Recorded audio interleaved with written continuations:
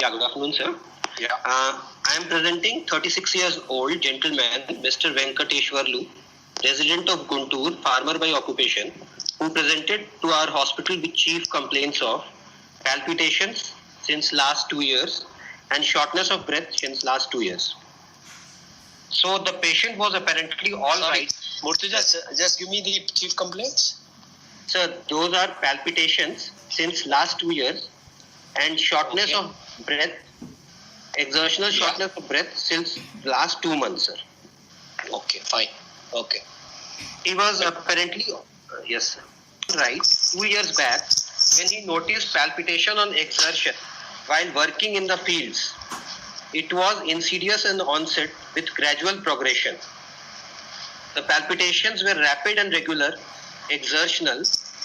They were relieved by resting for over 20 minutes with no palpitations on resting. No history of post-palpitation diuresis or syncope. He remained in the same functional stage for next 2 years with sudden aggravation of the symptoms on routine activities 2 months in last 2 months. Murtuja, one thing. Yes, sir. When you talk about the palpitation, you have spoken perfectly, except that post-palpitation, no diuresis, and you are talking about syncope. Syncope should come along at the time of palpitation, not post-syncope. Okay, sir. Yes. Yeah? Okay. Yes. Okay. Yes. Yeah. And since the last 2 months, sir, his symptoms have aggravated and even he is getting palpitations on routine activities. This is associated with heaviness in the left side of the chest. Again, your grading. Sir, I couldn't get you, sir. Your grading of the shortness of dyspnea on exertion. Yeah, I'll tell, sir. I'm first elaborating the palpitations, and initially it was stage 2 in that, and since last 2 months it has increased on even on routine activities which he is doing. So it has increased to NYHA class 3. Okay, as far as palpitation is concerned. All right. Okay. And this but is NYHA classification, by and large, you do not use for palpitation. Okay. Yeah, it's for heart failure and dyspnea. Yeah, basically for heart failure and angina equivalent. Okay. Not angina equivalent. Right. Which is the classification for angina per se? Canadian classification is there, sir. That's right. That is the one which is only for angina. So that is accepted as angina. This is angina-like symptoms classification can be included into NYHA. All right, go ahead. Good. So this palpitation is associated with heaviness in the left side of the chest since the last 2 months, which is mild and is only associated with palpitations. There is no radiation of this chest heaviness or not associated with any sweating, and it is relieved also with rest as with palpitations. Yeah, okay. There is history of shortness of breath since last 2 months, which was sudden in onset while working in the fields and on lifting heavy weights, and it is progressing rapidly in the next 2 months to having shortness of breath even on routine household activities. Due to this, he had to restrict his household outdoor activities and is now homebound since last 15 days, sir. Okay, very good. No history of cough, diurnal or postural variation of this dyspnea. There is no history of orthopnea or history suggestive of PND. Okay. Along with this, there is no history of any giddiness, pre-syncope or syncope. No history of easy fatigability. There is no history of pedal edema, abdominal distension. No history of sore throat or fleeting joint pains in the initial years of life, ruling out history suggestive of acute rheumatic fever. And there is no history of any prolonged fever, hematuria, skin rashes, ruling out history suggestive of any infective endocarditis. Okay, Murtuja? Yes, sir. Again, you have not mentioned the NYHA classification here. What was the NYHA classification? He started having shortness of breath Yes, sir. 2 months back. Yes, And sir. what is his present NYHA classification? That is important, that he has landed up with this particular NYHA classification. Okay, that is one thing. Yes, sir. The second, this is very important that you mention about the NYHA classification. Okay. Okay. The second thing is associated, you talked about orthopnea and PND very well. Then the associated factors, as far as shortness of breath is concerned, you talk specifically of features suggestive or related to shortness of breath. Okay. Okay. What are they you're talking about? You don't talk about those things which are associated with.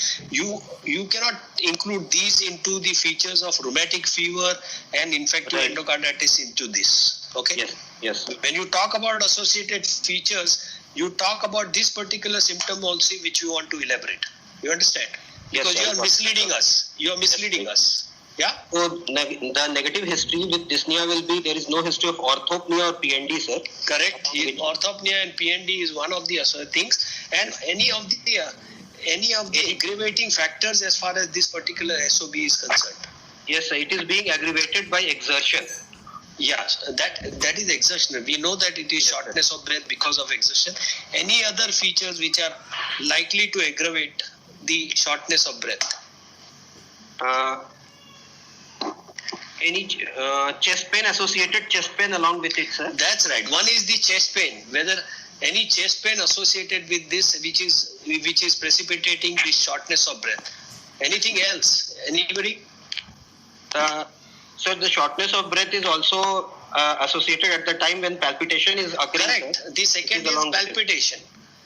I am talking about as far as shortness of breath is concerned, what are the aggravating things which you should talk about and say that this is the negative history. For example, whether it is associated with chest pain, the other thing is associated with palpitation. Anything else?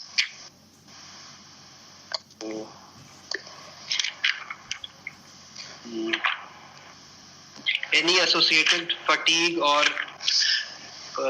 That's right. You know, such a sudden onset of fatigabilities, which are associated with this particular shortness of breath, that patient becomes exceedingly exhausted, and associated fatigability is the thing. So these three factors you have to consider in a patient who is you are presenting with a history of shortness of breath. Yes. These are associated features which you are going to talk. Negative history or positive histories. okay, sir. Okay. Now this patient already has history of palpitation, so it becomes you have to talk about whether the palpitation is associated with shortness of breath as well as the shortness of breath, whether it is precipitated by the palpitation. You understand? Because Yes. they are intermingled with each other. One can Yes. give rise to the other thing also. Okay. Yes, sir. And then when you talk about the other things, you say that there are no other features which are suggestive of acute rheumatic fever or Yes. suggestive of infective endocarditis. Okay, don't Okay, sir. tie them up with the presentation Yes, of the yes. history. Yeah? Right, right. Okay, very good presentation till then. Now, go ahead. With regards to treatment history, he was seen by a local practitioner who prescribed him a medicine. He was prescribed a single medicine, and he says that this has increased his urine output, suggestive of some diuretics, sir, which he was given. And Okay. he has been admitted. You can say that he probably has got a diuretic which has increased his urine output on the basis of this thing. Yeah. Okay. Straight away you can say, you need not go around the bush. Yeah. Okay. Okay. Yeah. There is no past history of significance, no any significant history of significant medical or surgical illness like hypertension, diabetes, or any history of coronary artery disease. He has normal bladder and bowel habits, no addictions in the form of tobacco, drug abuse, or alcohol. He is on a mixed Indian diet, which is adequate in calorie and proteins. He is a member of a 3-membered family, and there is no family history of any coronary artery disease, any hypercholesterolemia, or any significant illnesses. And Okay. the family belongs to a lower middle class according to modified Kupuswamy scale. Okay. That is the history? Yes, sir. Okay. There are two questions I'll ask you. Yes. What are the features? You're coming from Hyderabad area, correct? Yes, sir. What are the features as far as the occupation is concerned, which are related to cardiovascular system.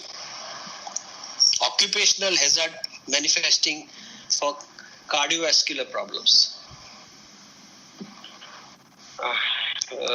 Sir, those persons who are working in, first of all, industries and all, they industrial areas, they will have maybe smoke and all will have like something like passive smoking effects. Alright, lower down.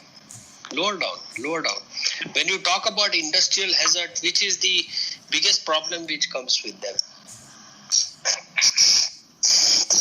Anybody, industrial hazard. Sir, those are mostly with like those working in lead industries or those working in benzene and all hydrochlorocarbon industries. So fumes of those can produce problems, but that are not cardiovascular mainly. Okay. Anything lead, yes. One of the important things can lead to issues related to the lungs and this thing. Anything issue related to lungs? Any other Occupational things? lung diseases, Yes. What are they? biosinosis, Sorry? silicosis and That's right, silicosis. And the manifestation may not be direct as far as cardiovascular system is concerned, but indirect is because of the development of the interstitial lung disease and manifesting with congestive heart failures. Okay, this is one of the associations of occupational hazards. Okay. As far as the region is concerned, from which region you are coming or wherever you are coming, as far as India is concerned, do you know what are the cardiovascular associations with region wise as far as CVS is concerned? Like in the southern parts of our country, like in Kerala, sir, endomyocardial fibrosis is common. It was EMF. commonly Very found. good. EMF is very high. Yes, very good. Yeah. Anything else? Coronary artery diseases are more common in the northern parts of our country.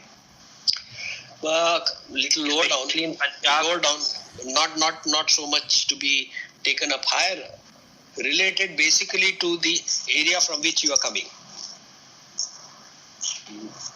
Okay, I'll give you a hint. Besides EMF, which is the other one which is likely to have problems related to right heart problems only? So the other problems can be ARVD or Bull's anomaly. It is not. It is basically determined by by genetic things. Yes. Region wise, EMF, right? Kerala is one. Absolutely right. Cations disease, No.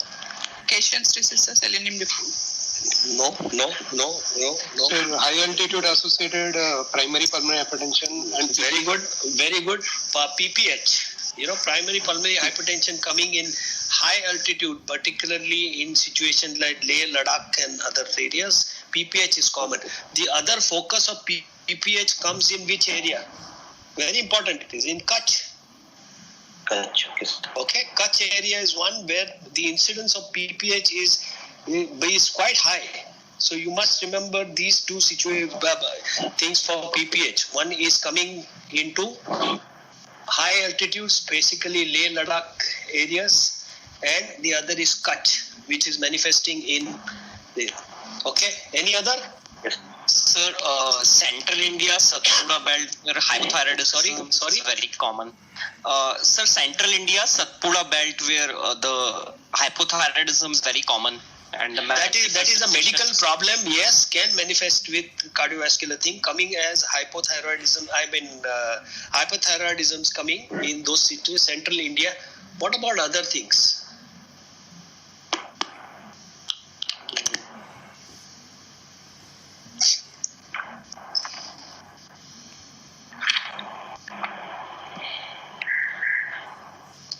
Thyroid. I just remember and skipped my mind.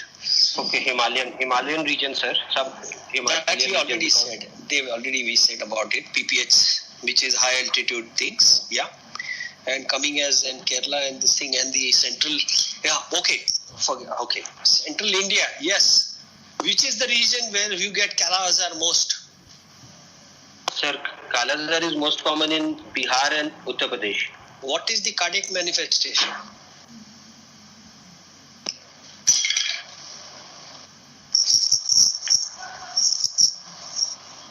Not sure, sir. Sorry? I'm not sure, sir. Anybody? What is Kala Azar? So leishmaniasis. Visited leishmaniasis, sir. Cardiac involvement. Yeah, leishmaniasis. What is it? What does it happen? What does affect? What is affected basically for Kala Azar? Sir, mainly there is high-grade fever. Splenomegaly is there. Massive splenomegaly is a feature. Yeah. And what are the associated things which you get with Kala Azar? You're right. Can have Heart failure, Sorry? heart failure, Say that. pericardial effusion, sir. Pericardial effusion and heart failure. That's right. They usually present with serous problems.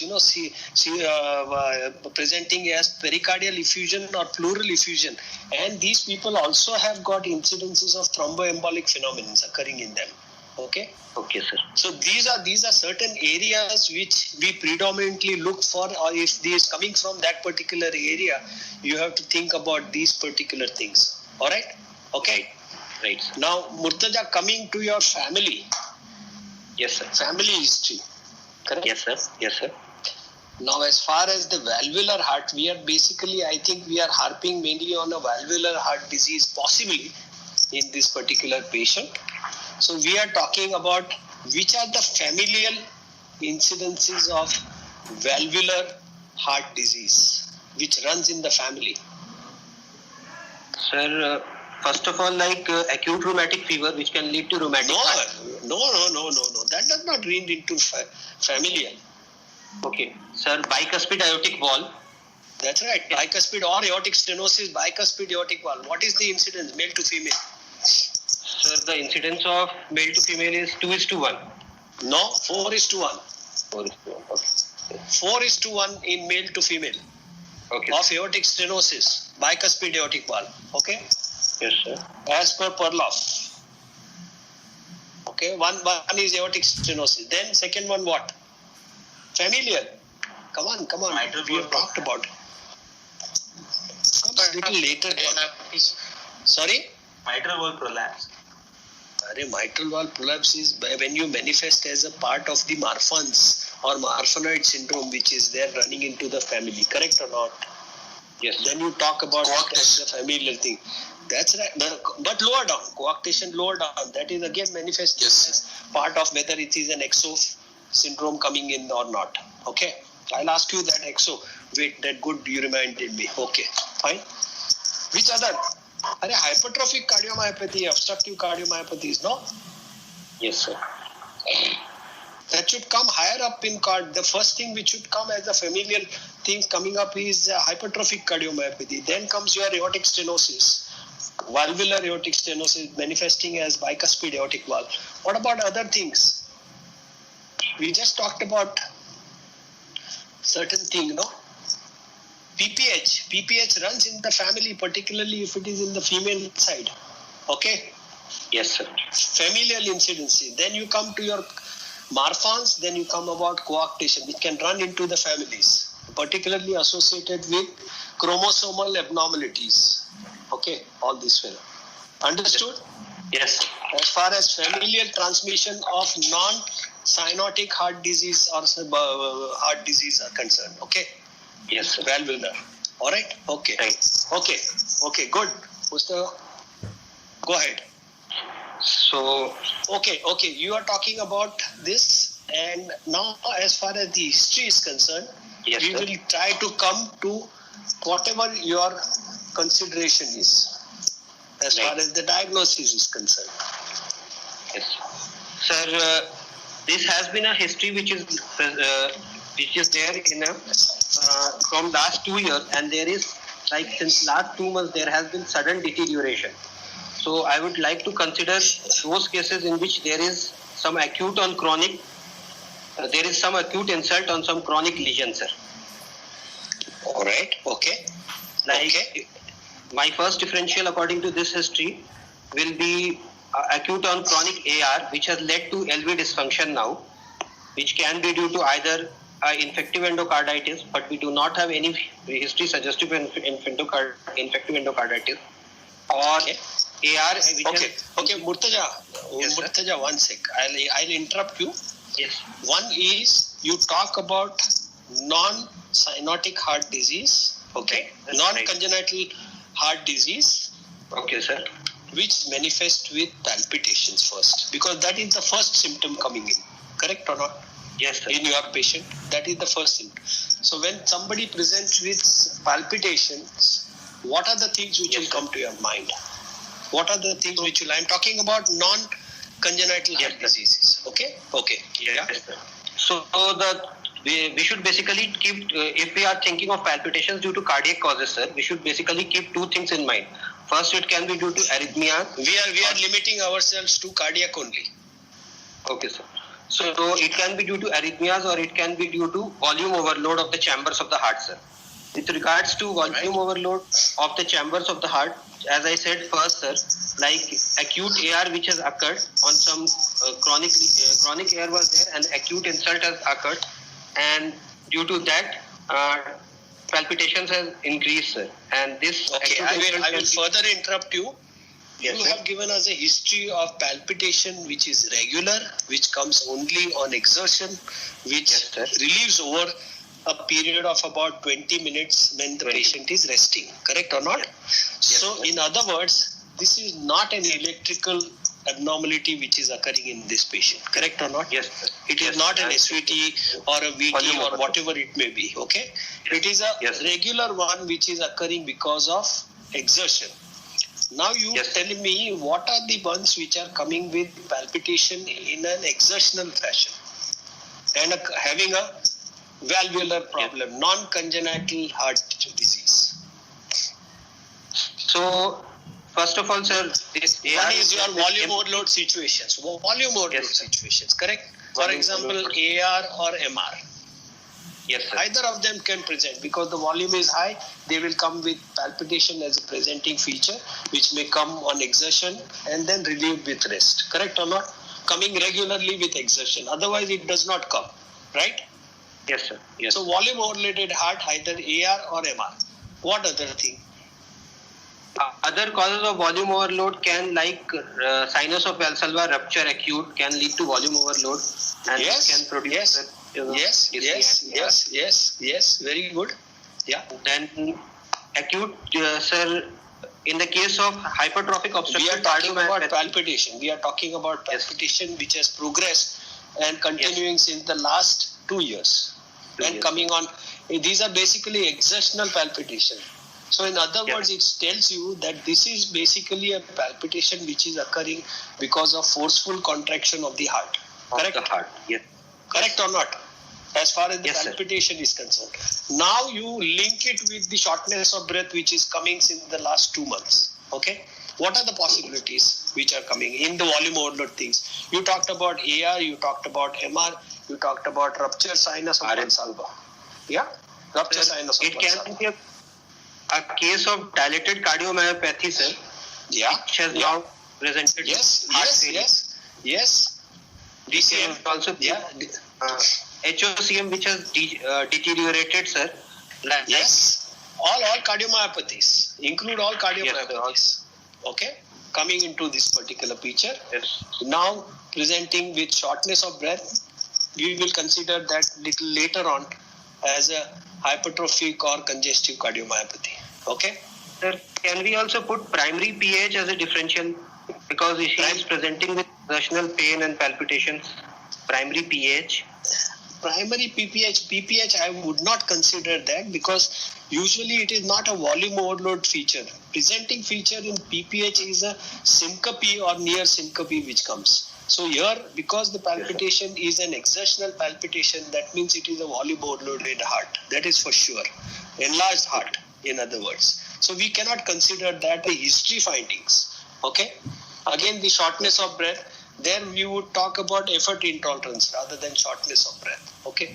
Now this patient who has got volume overload, we have thought about AR, MR, rupture sinus of Valsalva or cardiomyopathies. Correct? Yes. Now Yes, sir. presenting with shortness of breath in the last 2 months. Okay. Possibility Yes, of what? Either of these people, either of these differential diagnoses, who's going into decompensation. Correct or not? Either any Yes, of sir. them. Whatever may be the reason of decompensation, why do you say that it was chronic and then it is going into an acute phase? Is there a sudden onset of shortness of Sir, breath which there is occurred? Yes, sir. There is a sudden onset since last 2 months, but he was having palpitation symptoms since last 2 years. So I am thinking more of a acute insult on some chronic. Did it start suddenly at 2 months back, or it was evident at 2 months and then it is Actually- gradually continuing, or whether it is Actually- progressed significantly over the course of time? Sir, in the last 2 months, there is a sudden deterioration in the form of like he cannot exert now, which he was doing his routine works, but now he is unable to do his routine works also. And this has Okay. also aggravated in last 15 days that he is like homebound. He can't even go out to work, sir. Okay. So Now the important factor which I think you missed out in this particular history is what has happened to his history of shortness of breath with or without treatment. Whether he was having any treatment or not is an important factor which you have to consider when you are telling. That's why I said when you come to the history part, when your associated features you are talking about, no, one of the features which you have to consider what happened to that with the treatment part, whether the patient got treatment and how did he manifest with that, with the treatment. You understand? Because it has I got a got it. very important implication. yes, sir. So when you talk about the associated features, for example, chest pain, palpitation, fatigability, and treatment received, and what has been the Yes, sir. outcome of the treatment for this particular patient. This is very important to tell you what has happened Yes. to the patient as far as treatment is concerned. Okay?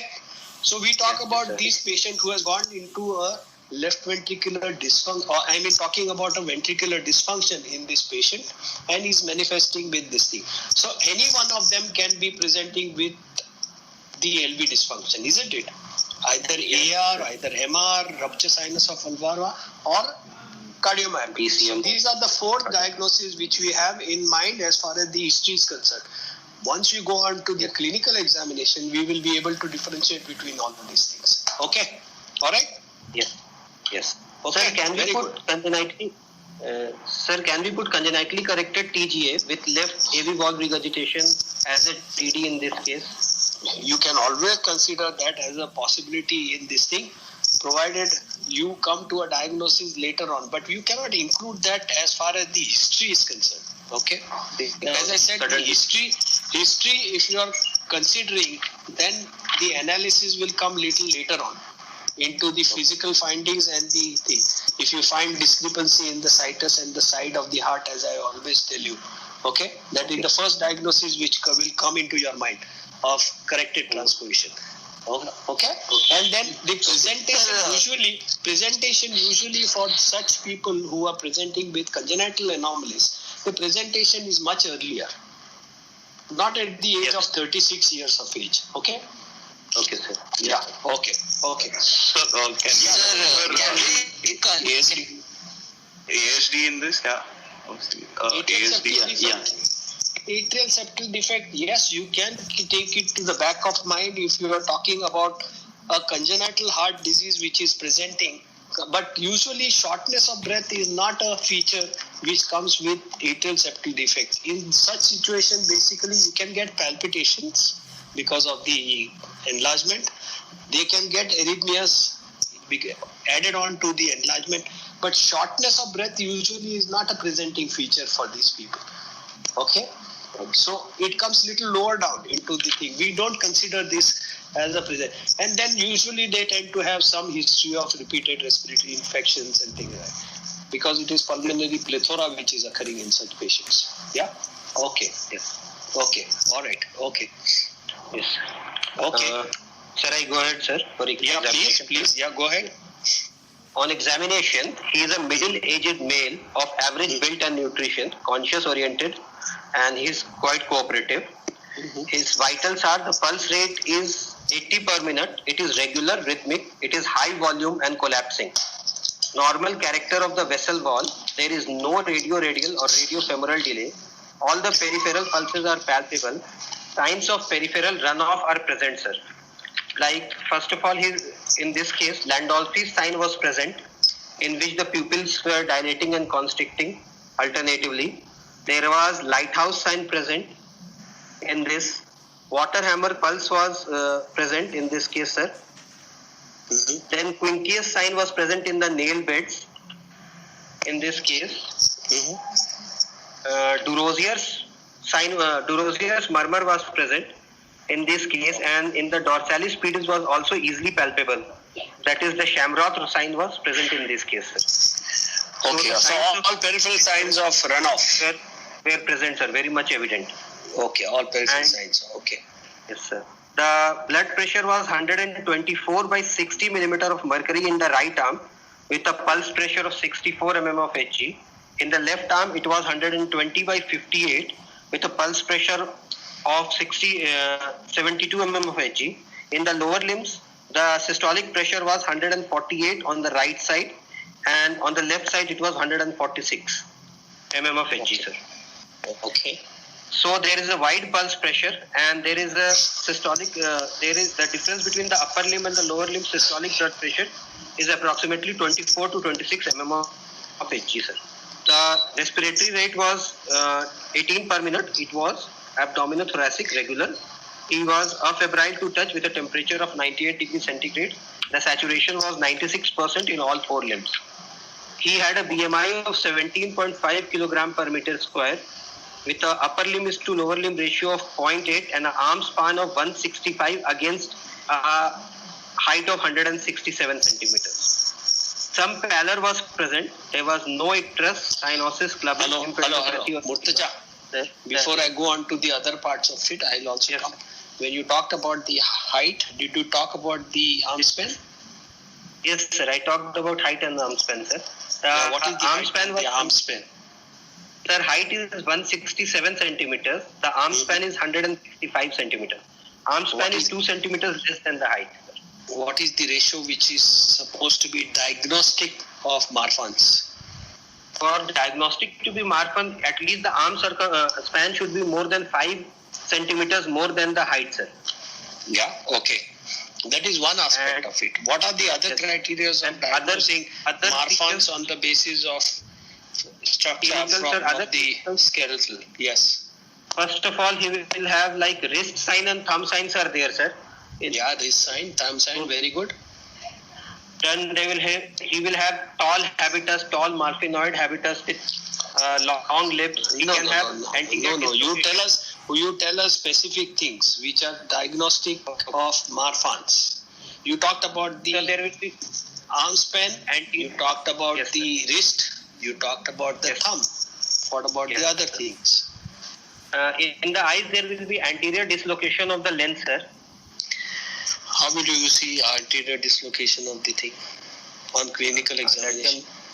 Not on clinical examination. right, sir. Then why? What is Then- the clinical sign we'll get on the eyes? Come on, somebody has to tell me. Tremulousness of the iris, iridodonesis. Sorry? Iridodonesis, sir. That's right, iridodonesis. The iridodonesis, the iris is twittering because the support of the lens is not there. You understand? Yes, On the sir. clinical, on the light examination of the pupil, you can make out that whether besides the peripheral signs, you can make if the pupil is quivering, that is iridodonesis. If he is having, then it is suggestive that there is likely to be a subluxation of the lens. Okay. Okay. All right. Then what are the Then- things? Sir, upper segment is to lower segment ratio is important, sir. In the case of Marfan, Yes. the lower segment will be more, so the ratio will decrease. Yes. So how much is the segment? You talked about the span Yes, sir. and this thing. What about Yes, sir. upper segment, lower segment? Sir, it is 0.98 in my case. So it Then is what like is the normal which is suggestive of Marfan's? So, Marfan's is very commonly asked everything in detail Yes. as far as exam is concerned. Huh? so the ratio should be less than. Sir, And is going to be there, everybody. I'm not sure of the exact value, sir. Anybody. Point Diagnostic eight, of point eight. That's right, 0.8. Less than 0.8. It is the 0.8 is the ratio. All right. Okay, sir. So thumb, I mean the high span more than the thing by 5, 0.8 ratio, your wrist sign, your thumb sign, your subluxation, anything else. Sir, high arch palate. Yeah, very good. High arch palate, which is, okay, yeah, peripheral. Then you talk about, sorry, you Chest talked wall, about, Chest wall and spinal deformity. correct, absolutely right. The spinal deformities are very common in Marfan's, particularly presenting with kyphoscoliosis and other problems, okay? So that is one of the features as far as skeletal abnormalities are concerned, okay? Now if you go on to the other things, okay, you want to, as far as the skeletal parameters are concerned, if you want to be confirmatory, what is the one which you'll do for making diagnosis of Marfan's? So that the arm span is to height ratio, sir. Arm span. No, forget that you are done. I'm talking about you want to be diagnostic. Summarize time, sir. Urolactasia. Marfan's you must know inside out. Sir, genetic mutation, fibrillary. That is much in detail a common thing which you can ask. What X-ray are you going to take? Metacarpal mutation. Talk about metacarpal index, no? Where are you going to about other thing, genetic and this thing? What is the metacarpal index in Marfan's?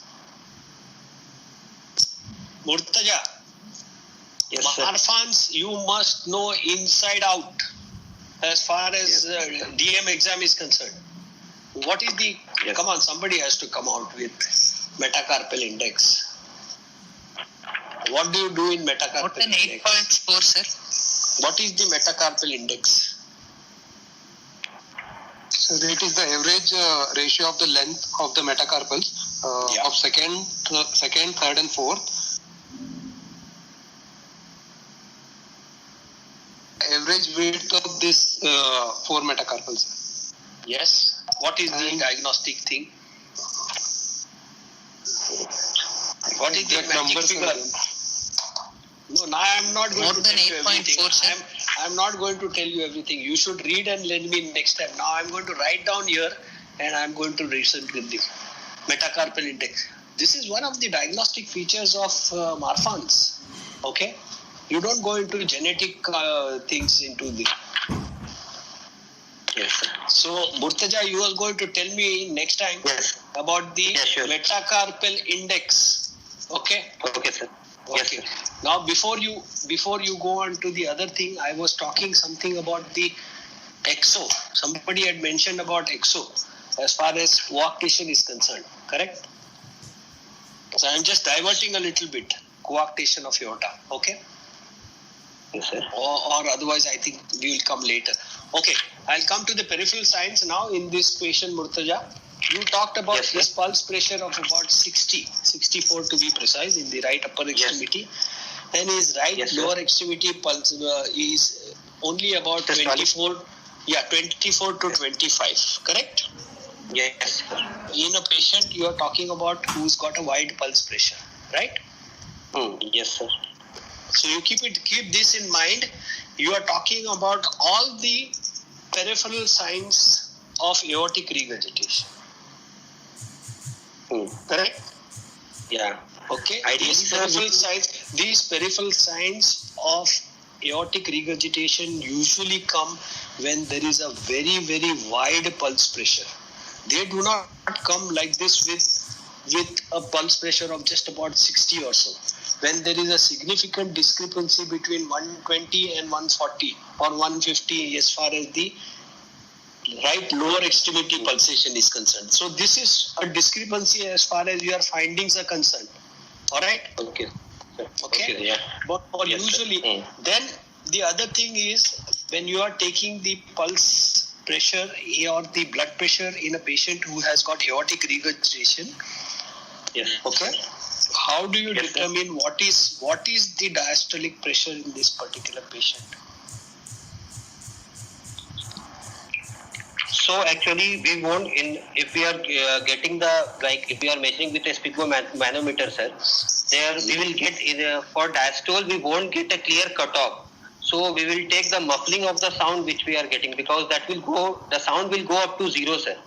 So we will have to take the point of muffling, sir. Correct. You will have to take the muffling of the Korotkov sound as the feature which is suggesting to you as the diastolic pressure in this particular patient. Correct or not? Now, does your sounds go up to 0 or below that 60 or not, or it ends only at 60?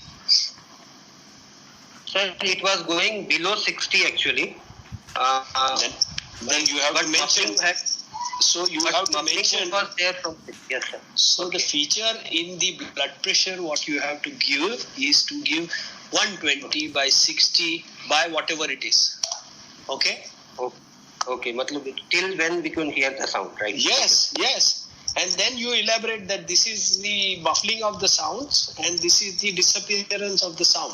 The disappearance does not correlate with the diastolic pressure. It is the muffling which manifests or comes with this thing. Okay? So this is showing a tremendous error as far as your finding is concerned. Okay? But why I'm trying to emphasize is you are giving all peripheral signs of severe aortic regurgitation, and then you are showing us only pulse pressure going only about 60 or so. Okay? Yes. Alright? The second thing is your discrepancy between the upper extremity pulsation and the lower extremity pulsation. Okay? In which setting of aortic regurgitation? In which setting of aortic regurgitation, severe aortic regurgitation, you will have such findings? Like if there is AR with AS, sir, or acute AR, we can Very have good. If there is an associated aortic stenosis with, because that is one factor which you have to consider, because your systolic in the upper extremity also is normal. Correct?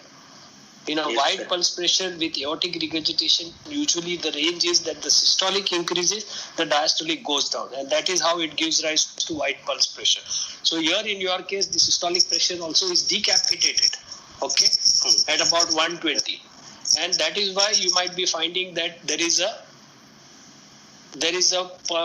discrepancy as far as the Hill sign is concerned. Yes, sir. Okay. Yes, sir. One is aortic stenosis associated. Very good. Second one, acute AR, sir. Acute AR won't have peripheral signs. Usually acute AR, yes, if you do, but you will never have the peripheral signs of aortic regurgitation. Here you cannot consider at all. Okay? But LV dysfunction.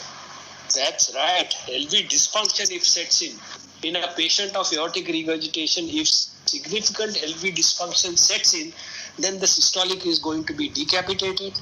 The diastolic may continue to be going down to 0 or C, and the Hill sign will come false negative. Yes. Okay. Okay. So aortic stenosis associated aortic stenosis, LV dysfunctions setting in. Okay. Acute AR, yes, theoretically it is one of the discrepancies, but the peripheral signs will not be there as far as your patient here is concerned. Yes. Okay. The other thing, what is the other third thing which will come? AR with coaptation of aorta. That's right. Very good. Excellent. Aortic regurgitation with coaptation of aorta, where there is a wide pulse pressure in the upper extremity, but the lower extremity pulse pressure will not be fulfilling all the criteria. Okay? All right. Yes, sir. So you got it. The discrepancy between the upper extremity pulsation and the lower extremity pulsation not fulfilling the criteria of Hill sign in this patient. Yes. Okay. I got it. Now come to the diagnosis little later on. Okay. Go on. Shall I move ahead, sir? Okay. Yeah, please. With regards to JVP, the mean column is not raised. There is normal waveforms with normal respiratory variation. Abdominal jugular reflex is negative. Examination of the precordium. What about the waves? What are the waves in the JVP? Did you mention anything? There are A waves and V waves are there, sir. They are they are of normal. They are normal and they are varying normally with respiration, sir. None of them is like dominant. And mean column is not. So JVP is normal and A and the V waves are perceivable. You can say that. Yes. Perceivable. Okay. Yes. Yeah. All right. Okay. Go ahead. Examination of the precordium revealed the chest to be symmetrical. There was pectus excavatum present. Wait. Yes. Hello, Murtaja. Yes, Wait.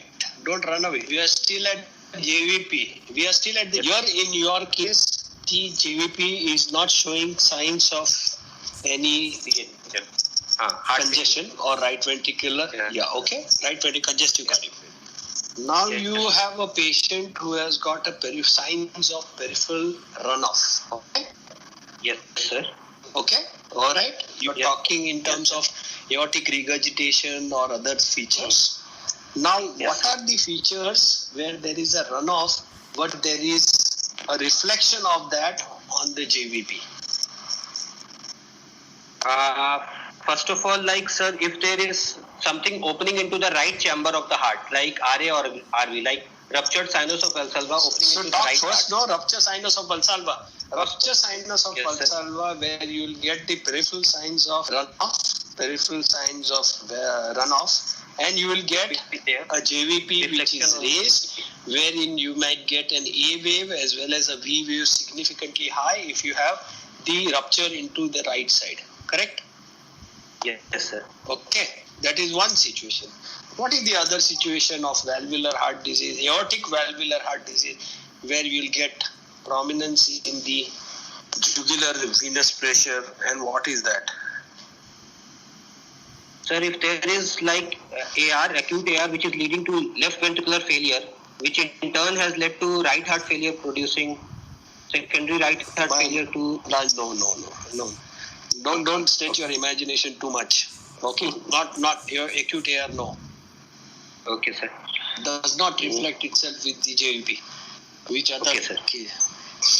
Valvular heart disease, aortic valvular heart disease, or giving you a hint, left ventricular outflow, Bernheim. obstruction, giving a Bernheim effect. Prominent AVM. So tell us, these things of patient who has got subvalvular hypertrophic cardiomyopathy can present with prominent A waves, or whatever reason, maybe Bernheim's effect or the A wave is very prominent. Then the other entity, you must remember, in patients who have got isolated aortic stenosis. Isolated aortic stenosis usually do not have significant A waves in the JVP. All the incidence as far as the adult AS is concerned, aortic stenosis, okay? As far as adult aortic stenosis is concerned, almost 1/5 of them may manifest with pulmonary hypertension. In aortic stenosis, isolated aortic stenosis. The reasoning here is not known very well, but it is documented that these patients of aortic stenosis can present with pulmonary hypertension with A wave prominent in the jugular venous pressure. I'm not talking about this patient, I'm just talking in general. A wave coming up in a patient or a JVP is raised in a patient who has got valvular heart disease, aortic valvular heart disease, or LV outflow obstructions. Okay. So we talked about two situations, basically RSOV, okay, and hypertrophic cardiomyopathy, and very rarely in patients who have got isolated severe aortic stenosis. Yes. Okay. Yes. Yeah, aortic stenosis. Go ahead. Examination of the precordium. The chest is normal. The chest is symmetrical. Pectus excavatum is present, sir. All quadrants are moving well with respiration. Apex is present in the left sixth intercostal space, 2 centimeters lateral to the mid-clavicular line. Hyperdynamic. Apex beat is in the apex in the sixth intercostal space, sir. Left sixth intercostal space, 2 centimeters lateral to mid-clavicular line. Hyperdynamic with medial retraction, suggestive of LV type of apex. Okay. There is a continuous thrill there is a continuous thrill present in the left, third, and fourth intercostal space.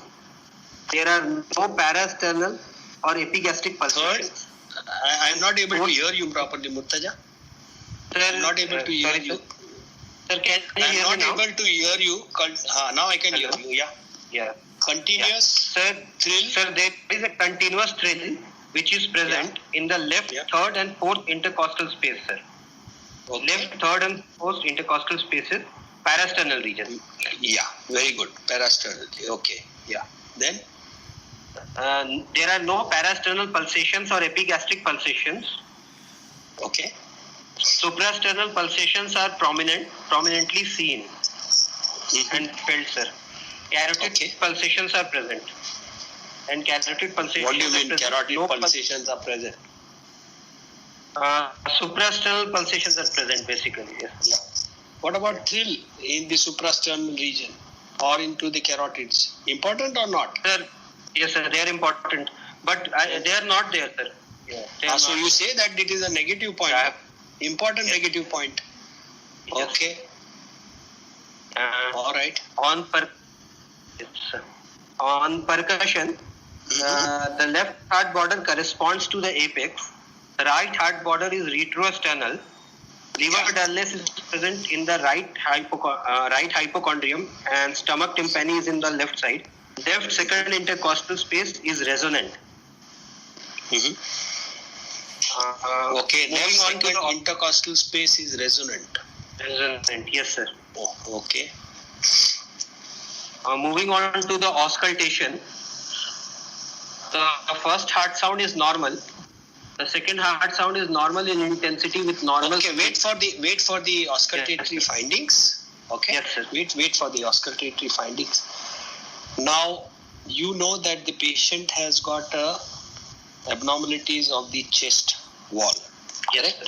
Yes. The patient Yes, sir. has got a pectus excavator. Excavate. Yes. Sir. Correct or not? Okay. Yes, sir. Now, if the patient has got pectus excavatum, how reliable is your apex Finding. beat finding? Is it Yeah, sir. reliable or is it not reliable?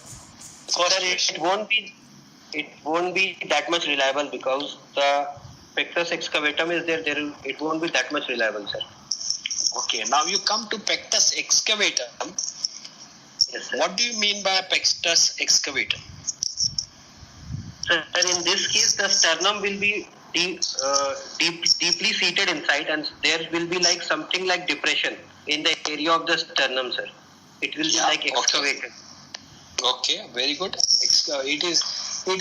It is like the chest wall is compressed from antero-posterior, correct? Yes. As far as Yes. the sternal area is concerned, right? And Yes, then it bulges out. So most of the times the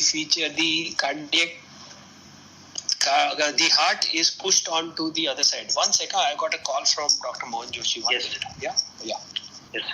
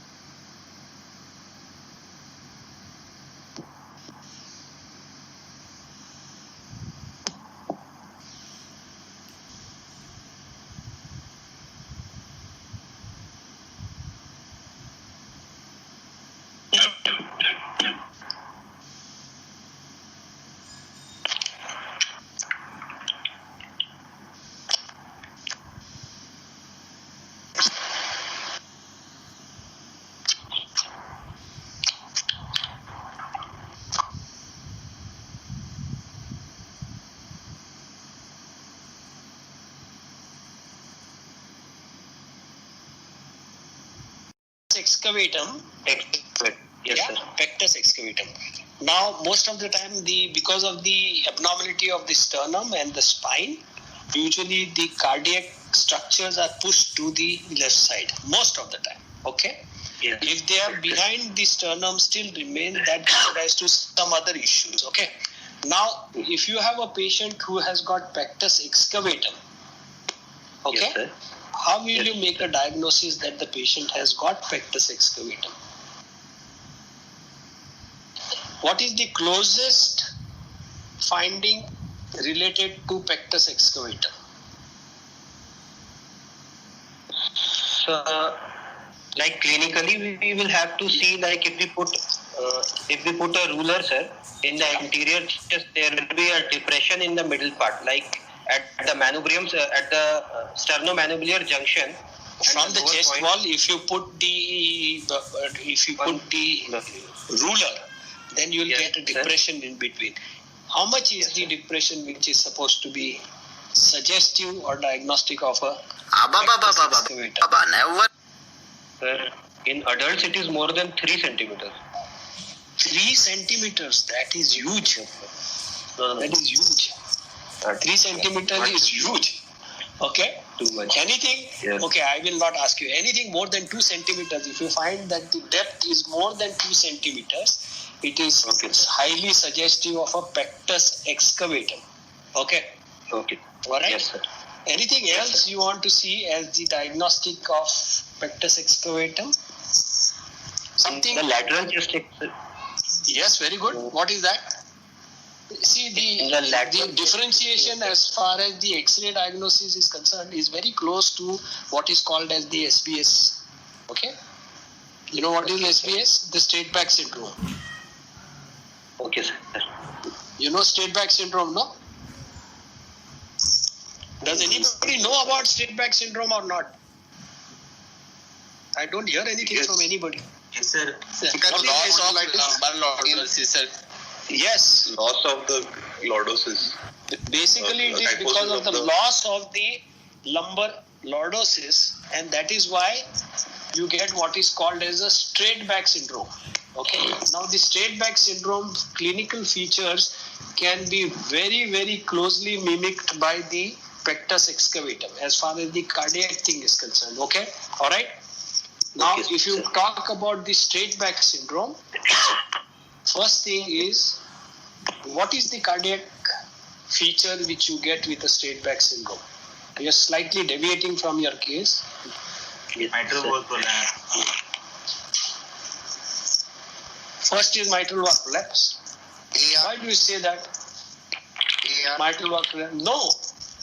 Straight back syndrome, the feature which is suggestive first thing in a normal heart is that you will get a very, very prominent, sometimes associated with thrill, is a murmur of right ventricular outflow tract ejection. Okay? The features are suggestive of pulmonary ejection murmur. Okay? In a straight back syndrome, the most prominent feature in a patient who has got straight back syndrome is an ejection systolic murmur in the pulmonary area. Now, if you want to know whether this is an organic or whether it is not an organic, you ask the patient to take a deep breath and hold it. The murmur usually softens or disappears. Okay? Okay, sir. Now, in patients who have got straight back syndrome, there is a high association of mitral valve prolapse. True. But mitral valve prolapse may be an incidental finding, but the incidence here is definitely much more. The prominent feature which you get is an ejection systolic murmur in the pulmonary area, which may sometimes be associated with thrill depending upon the severity of the straight back syndrome. Okay? Now, if you are going to diagnose a straight back syndrome, how are you going to diagnose the straight back syndrome? Confirmatory. Again, X-ray chest. PA and lateral. Lateral, both.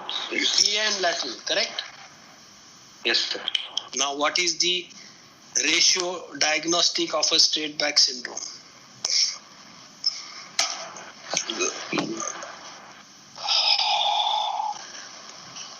Hey, come on, this you must know, huh?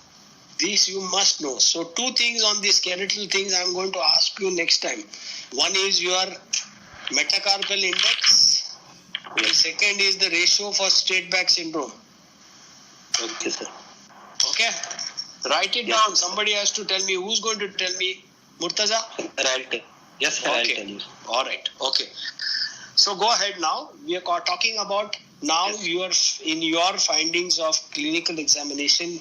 You are talking about a pulse apex beat which is in the sixth left intercostal space, hyperdynamic, going down and out in the presence of a pectus excavating. This tells you that there possibly is a cardiomegaly, and particularly so because of the hyperdynamic circulation which you are finding with the apex beat. Yeah? Yes. Okay? Yes, sir. All right. So now go on to your examination as far as, auscultation is. Okay, fine. On auscultation, the first heart sound is normal. The second heart sound is normal in intensity with normal split. The third and the fourth heart sounds are not present. No added sounds. There is a single murmur, sir. There is a continuous murmur heard in the left, third, and fourth parasternal area, which is of mixed frequency, harsh in nature, with intensity of grade 5/6. It's very loud, without any conduction or peaking around S2. And since it is very high in intensity, there is no change in the intensity of murmur with any of the maneuvers or respiration or limb elevation. And there is the intensity of the murmur is not peaking around S2, sir. So there is a continuous murmur which is heard in the left, third, and fourth parasternal region. It is of mixed frequency, harsh in intensity, which is very loud, of intensity 5/6, sir. Okay. And it is mainly confined to this area. Okay. Yes, sir. Anything And else? it is not peaking around S2, sir. Yeah. And there are no eddy sounds heard. Okay. Anything else? And since it is, sir, very loud, it doesn't change in intensity with any of the maneuvers or respiration.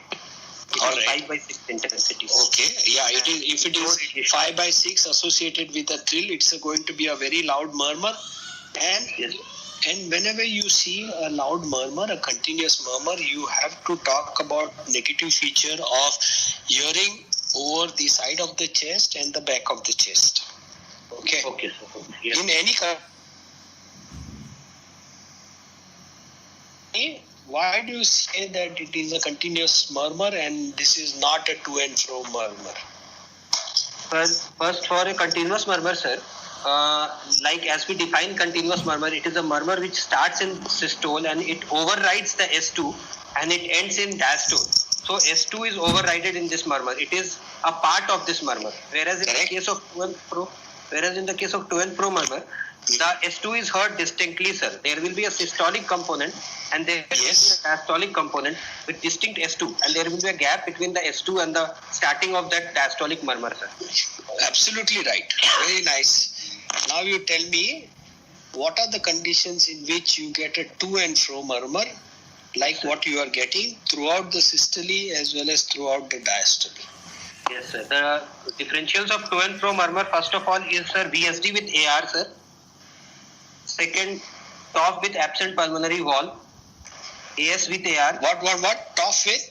Absent pulmonary wall, sir. TOF with absent pulmonary wall, you don't get a pansystolic murmur. Sir, to and fro murmur, we... I'm talking about a pansystolic and a pandiastolic murmur. okay, sir. MS with MR, sir. Now, where is the pandiastolic murmur? VSD with AR, sir. VSD with AR will be a to and fro. Pansystolic murmur with the early diastolic murmur. Yeah. VSD with AR. Yeah. And And what? Which other valvular heart disease? TS with TR will have, sir. What about TS? Why aren't you talking about mitral regurgitation with aortic regurgitation? MR with AR. MR, AR. Yes, sir. Correct or not? You will get the murmur of pansystolic murmur of MR and a pandiastolic murmur depending upon the severity of aortic regurgitation. Isn't it? Yes. Okay. Yes, sir. Now the feature you are talking about of a murmur, which is when you talk about a continuous murmur, let me know what are the causes of continuous murmur in the second, left, and fourth, in third and fourth intercostal space. Okay, sir. Yeah. First of all, in this like second, third. They first talk and fourth about intercostal- the talk about the continuous murmur which are heard in the second, third, and fourth intercostal space. Continuous. So yes, sir. First will be rupture sinus of Valsalva, which has ruptured into the right-sided cavities, RA Yeah. or RV. And Okay. second, coronary cameral fistula rupturing into the right heart, sir. Coronary cameral fistula does it rupture into the right heart? Opening into the right ventricle or Coronary the right cameral atrium. fistula, does it open into the right? Does it rupture into the right atrium? Mostly, sir. What is the coronary AV fistula? What is the anatomical connections there? So the coronary artery will be forming like it will be forming a fistulous tract, sir, and it will be With what? opening into a With what does it form the fistulous opening? Venous chambers. What venous R and chambers? RV. Before the venous chamber, what is there? There are Coronary two sinus. features, no? There are two features of a coronary cameral fistula. Either it opens into the right side, okay, directly, or it can open into the vein, the coronary veins. Okay, yes, sir. and the most commonest place where it can occur is the large cardiac vein or the coronary sinus. That is the feature of a coronary cameral fistula. Now, most of the time, the coronary cameral fistula occurs with the which coronary artery? Incidence wise. RCA is the most common. That's right. It is the right coronary artery, and usually it tends to open into the right chamber. And when it opens into the right chamber, it usually opens into the right ventricle more commonly Yes. than the right atrium. Okay? The coronary Yes, sir. cameral fistula. Okay? Now, as far as the rupture sinus of Valsalva and the coronary, any other differential diagnosis of a continuous murmur? Heard lower down. AP window. No, AP window does not come lower down. No, AP window, by and large, AP window, you don't get a continuous murmur because Restricted. usually is a large defect, and most of the time it's a systolic murmur or no murmur at all, presenting as a Eisenmenger situation very early in life. Okay. Yes, sir. Ductus also does not come into the ear because the murmur is lower down. It's a continuous murmur associated with heady sounds. VSDAR? It's VSDAR, yes. Sometimes it is extremely difficult to differentiate between a VSD with a severe aortic regurgitation, particularly if you have a prolapse of the aortic cusp. And if it is prolapse of the aortic cusp, which is the cusp which usually prolapses? RCC, sir. Right coronary cusp is the most common. That's right. It is the right coronary cusp which prolapses into the VSD. And in such situation, it may be very difficult to differentiate truly between the continuous murmur or whether it is a to and fro murmur. Okay? Yes. Now, you spoke that whenever you get a continuous murmur, by and large, it engulfs the second heart sound. In which situation, the identity and the features of the second heart sound are very, very difficult to make out. Okay? Yes, sir. So when Yes, you sir. talk about the second heart sound, you say that the second heart sound is audible and the second heart sound appears to be splitting normally. You understand what I'm trying to say? I got you. Okay. Yes. Yeah. Yes. So you are not committing onto it. You are trying Right. to tell the examiner that you are hearing the second heart sound, but you are not sure. Okay? Yes. Because in most of the time, whenever you have a continuous murmur, it engulfs the second heart sound and it becomes difficult to find out what are the actual features of the second heart sound. Alright, that is one Yes. thing. Now, as far as continuous murmur is concerned, you tell me, as far as the differential diagnosis is concerned of a continuous murmur, which are the continuous murmur which peak in systole and which are the continuous murmur which peak in diastole? Yes, sir. The continuous murmur which peaks classically in systole is the PDA murmur, sir, which is said to peak in systole. And Yeah, that's right. The murmur of PDA usually tends to peak a little later in the part of the systole, engulfs the second heart sound and then goes on to diastole. Okay, very good. Then the second one.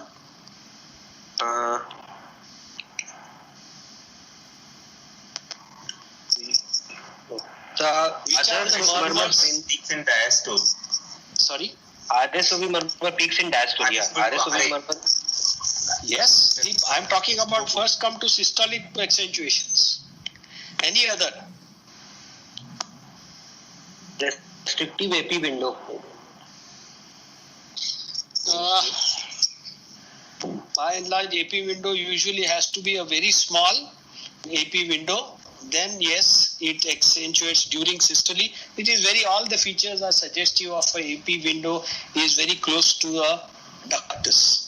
And you can get AP window or a ductus, but ductus is an accepted diagnosis where the murmur accentuate PDA murmur, I mean the continuous murmur accentuate in systole. Okay, tell me other thing. What happens to a murmur which is of a pulmonary AV fistula? Pulmonary AV fistula murmur will have peaking in systole. Sure. Not sure. If at all it peaks in systole, why does it peak in systole? Tell me what happens to the murmur of, you tend to get continuous murmur in AV fistula, you agree or not? Yes, sir. Yeah? Yes, sir. Particularly in large AV fistulas, you get a continuous murmur. Okay? Yes, sir. Okay. Now, ideally speaking, the continuous murmur, because of the pulmonary AV fistula, it should peak usually in systole. Okay, because of the hemodynamics. But because it is occurring little later in the part of the systolic ejection of the blood coming to the pulmonary AV fistula site. Okay, there is a time gap between the ejection and the time the murmur is generated. Okay, so that is why, ideally speaking, the murmur should have peaked in systole, but it does not peak in systole. It usually peaks in diastole. Okay. Yes, sir. Okay. You understood? Okay. You understood because of the time gap between the ejection from the right ventricle coming to the periphery. So these are the murmurs usually supposed to be peaking in systole because it is a right-sided event, but it does not. It goes little later in diastole. Now coming to which are the murmurs which peak in diastole? Sir, first of all, RSOV rupturing into the right heart, either due to RA or RV. Then Yes. coronary cameral fistula. Yes, because basically it's a diastolic event in Yes, the sir. coronary AV fistula. Even And here venous the gradient in the right sinus of Valsalva, I mean the sinus, rupture sinus of Valsalva, it is usually the gradient is maximum during diastole. Okay, Diastole. so it's the murmur which are accentuated basically in diastole. Yeah, okay. Yes. Even All right. venous hum, sir. Venous hum will be more prominent in diastole. Very good, excellent. This is venous hum. Sometimes can be heard, but the location of a venous hum is totally much different. higher this year. Much higher into the. It is usually intraclavicular lesion close to the sternoclavicular joint, a murmur of hum. But that is also a diagnosis which comes into continuous murmur. Okay, all right. So you have features of severe leak from the aorta going on to the right side with a frill and a continuous murmur grade 5 6 in the left parasternal region lower down. Okay, all right. Yes, sir. Yeah. So what is your diagnosis or differential diagnosis? You want to give diagnosis, you want to give differential diagnosis.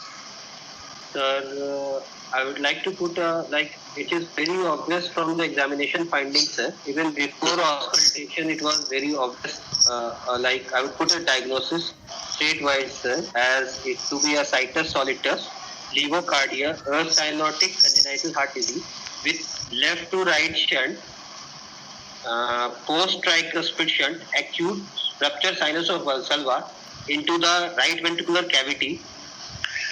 When Murtaza, Yes, when sir. you are giving the diagnosis, Yes, you say that it is a situs solitus. yes, sir. Okay, first thing, it's a situs solitus levocardia situation. Okay, Yes, then yes, you sir. talk about the feature. Don't talk about first as the left to right shunt. Okay. You have to first talk about what is the causative feature of the patient first. Okay, of the diagnosis. So you say that there is a rupture sinus of Valsalva as the first diagnosis there, and then you say that there is a shunt occurring because coming from the aorta to this thing. Don't give first diagnosis as the shunt. Got it, sir. Got it. You understand what I'm Yeah, saying? without Your giving sequence, straight, your sequence has to be different. You don't I got you. emphasize first on the shunt and then you say that it is a rupture sinus of Valsalva. Yes, sir. First, I have to give the lesion and then the amount. Of That's it. right. Yes. You give the lesion first as the causative feature first, and then you talk about the other things. Okay. So talk about rupture sinus of Valsalva into the. Into the right ventricular cavity, most probably. With Why do you say so confidently that it is only into the right? sir, because I am ventricle? getting. First of all, I am getting the features in the left parasternum, sir, and You said there is no parasternal. If there is no parasternal, I am getting nothing. the thrill continuously in the third and fourth intercostal spaces. That is the That can occur even if it is ruptures into the right atrium. in right atrium. We may also get on the right side of the parasternum, sir, features. So Not that is- necessary. Yeah, not necessarily. No, So it is usually limited to the left side of the parasternal region. What is one feature which tells you that this is not coming into the right atrium? sir, the JVP, sir. That's right, the JVP. No, come to that. No, come think of other things which are coming. No, I told you in the beginning, rupture sinus of Valsalva, if it is coming into the right side, into the RA, basically you will get the JVP which is raised. Yes, You will get the A wave which is little more prominent, which is not in your case. So you are telling that it is coming directly into the right ventricle. The right ventricle is still not failing. Correct? Yes, sir. Okay. So it's a rupture of sinus of Valsalva coming into the right ventricle and Coming into the right with hemodynamically significant shunt amount, sir. Most probably more than 1.5:1. In sinus rhythm, no pH. Presently in NYHA class 2 with NYHA class 2 on medications without any signs of infective endocarditis and no pH, sir. Then forget about infective. What about the other signs? Any signs of congestive cardiac failure? Hello? Yes, sir. You have JVP, mentioned whether simply this is a shunt which is occurring from the left to the right. Yes, correct? sir. Yes, sir. And burden is coming on to the right side. So you have to make a mention whether the patient is having signs of congestive cardiac failure also or not. The JVP is So not. that is an important. factor That is an important point, a positive or a negative point when the diagnosis is coming. So that I know that this patient has got a rupture sinus of Valsalva, but is presently hemodynamically quite stable, isn't I it? got it. Yes, sir. Yeah. Okay. Yes. Now coming to the thing, as far as your history is concerned, his onset started with palpitation, and it started aggravating over last 2 months. Okay. Yes, sir. So how do you explain those things on the basis of your history and the basis of your diagnosis? We are almost coming to a pinpoint diagnosis that this is rupture sinus of Valsalva into the right heart. Correct? Yes. Yes, sir. Okay. Now usually when it comes into the right heart, you tend to have a little bit of a parasternal heave, which again may be obliterated. You can come out of it saying that the patient has got a Pectus. what? That's excavator. pectus excavator.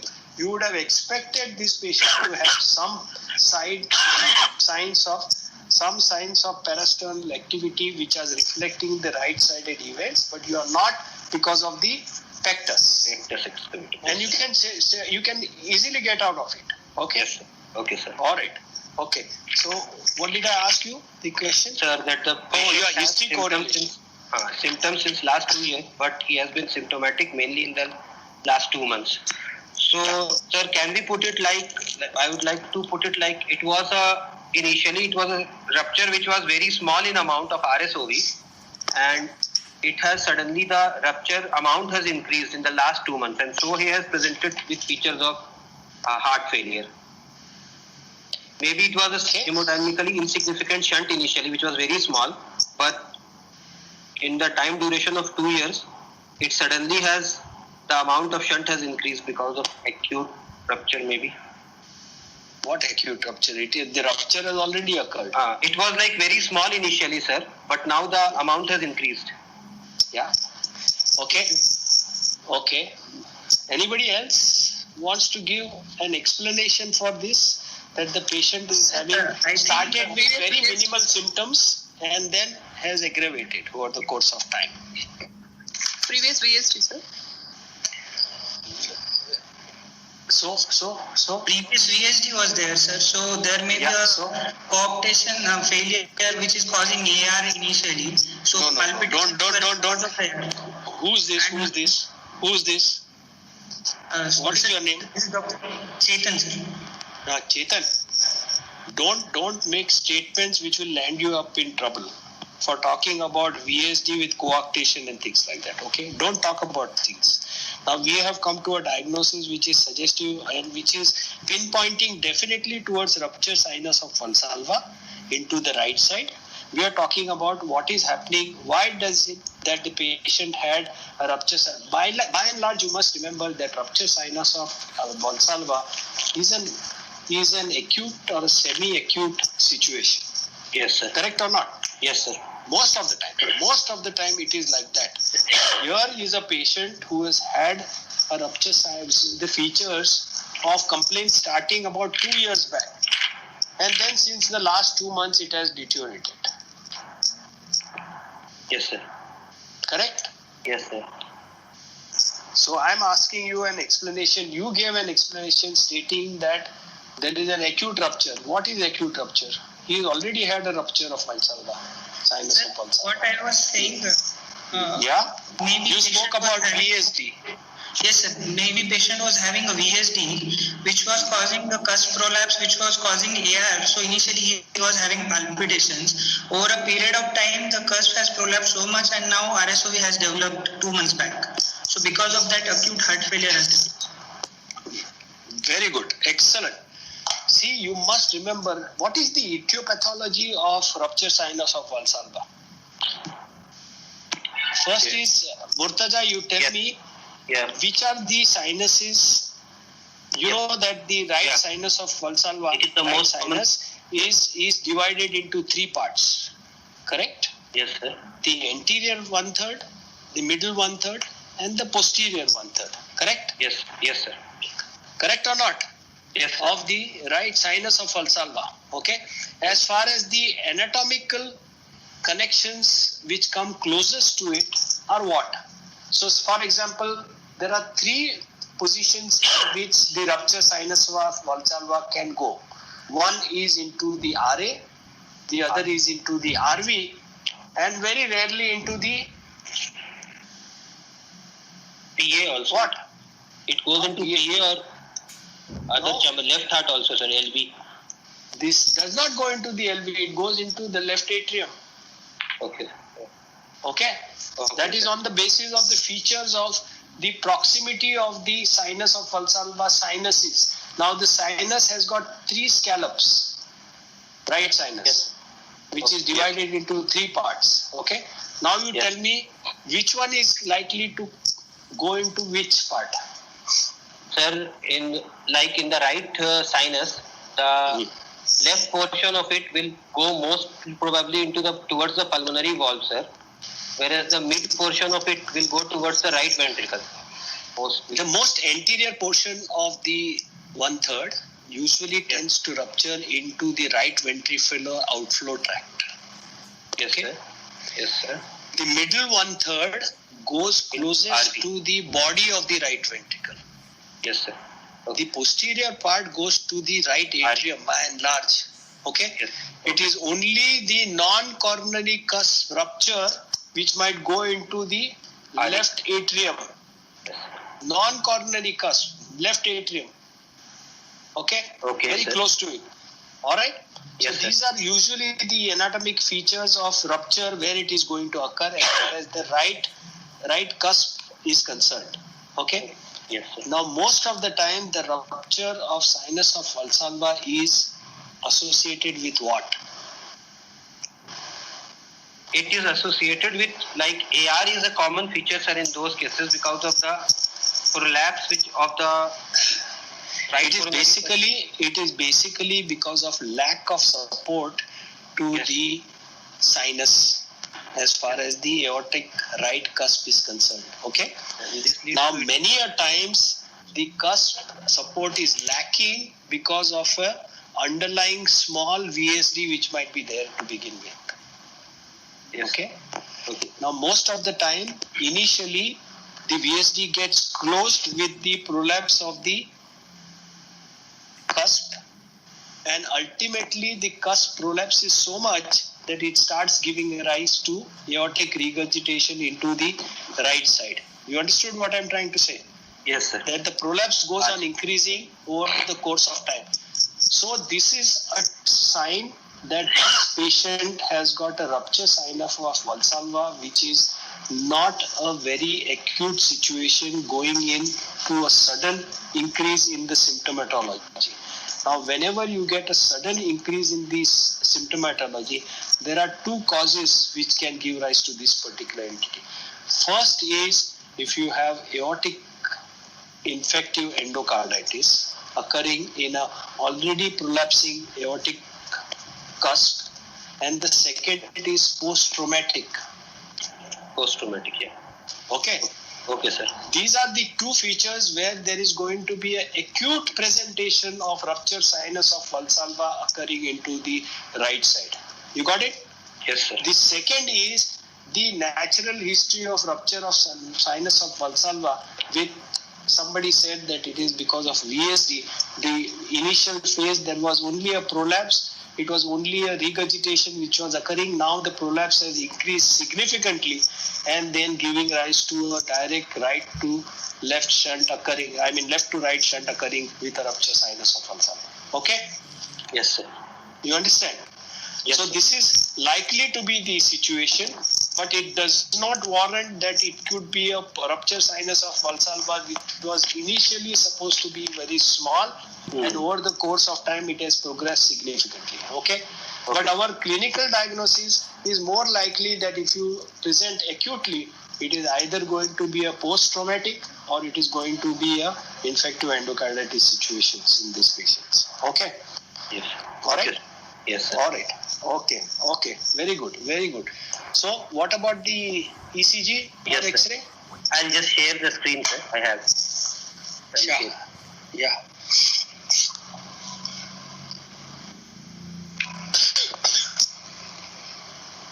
Sir, ECG, sir. Sir, this is a Yeah. 4-channel 12-lead ECG of the patient with normal standardization of the limb leads and chest leads with a speed of 20.